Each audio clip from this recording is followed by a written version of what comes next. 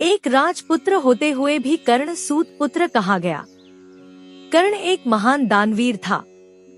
अपने प्रण और वचन के लिए कर्ण अपने प्राणों की भी बलि दे सकता था।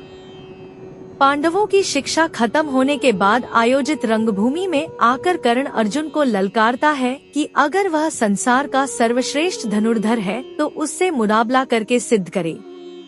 कर्ण एक सूत के घर पला बड़ा होता है, इसलिए उसे सूत पुत्र समझकर अर्जुन से मुकाबला नहीं करने दिया जाता है।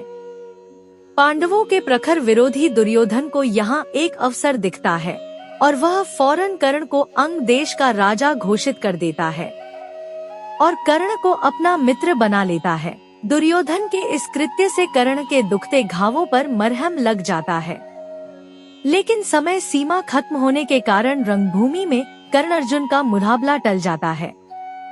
पांडवों और कौरवों के अंतिम निर्णायक युद्ध के पहले भगवान कृष्ण कर्ण को यह भेद बताते हैं कि तुम एक पांडव हो और कुंती के ज्येष्ठ पुत्र हो।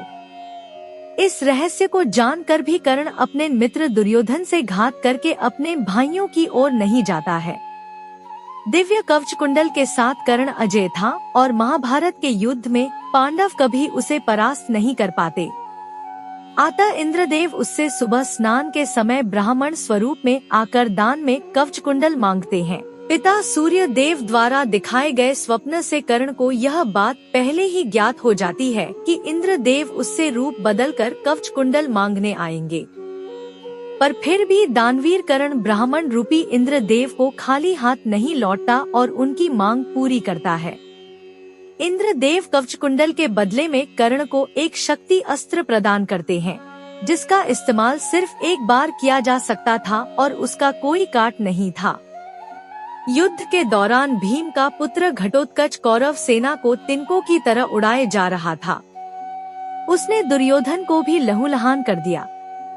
तब दुर्योधन सहायता मांगने कर्ण के पास आया। कर्ण शक्ति अस्त्र सिर्फ अर्जुन पर इस्तेमाल करना चाहता था, पर मित्रता से विवश होकर उसने वह अस्त्र भीम पुत्र घटोत्कच कर चला दिया और उसका अंत कर दिया, और इस तरह अर्जुन सुरक्षित हो गया।